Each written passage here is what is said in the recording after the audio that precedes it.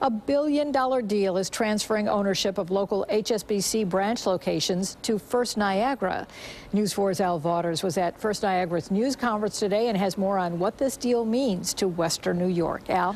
Jackie, for thousands of Western New Yorkers, it brings a feeling of job security after months of uncertainty.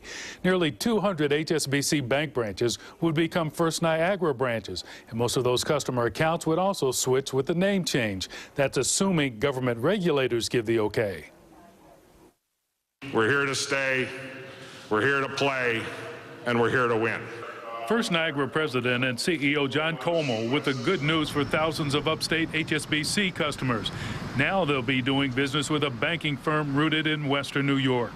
Comeau concedes regulators might not allow the company to buy all of HSBC's upstate branches, especially those in close proximity to First Niagara's own.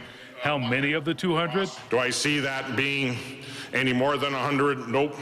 Do I have high hopes that it'll be something less than that? Yes. Comeau says even that could be a good thing for consumers. But in so doing, we're enabling additional competition to serve our communities. And they will similarly invest in people and infrastructure to ensure their success. Once the sale is completed, First Niagara will vault from the third largest banking concern in Western New York past M&T to the largest. But in this day of internet banking and paying bills with your smartphone, is buying nearly 200 brick-and-mortar bank branches for $1 billion a good deal? Tony Ogorek of Ogorek Wealth Management told us upstate New Yorkers still like to do their business face-to-face, which has other benefits for the bank. So if they have someone who's got a mortgage, they're probably going to want to try and sell them a checking account, or they're probably going to try and sell them annuities or some other such thing. And John Comeau told us that might be why there's a build-out of new bank branches in the Western New York area, while banks in other regions are pushing more of the high-tech, less labor-intensive banking.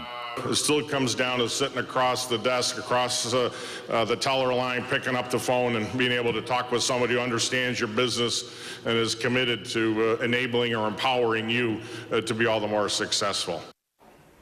Comeau didn't have a timetable for making the transition, but did expect to update their plans within the next 6 to 8 weeks. Al Vaughters, News 4 at 5:30.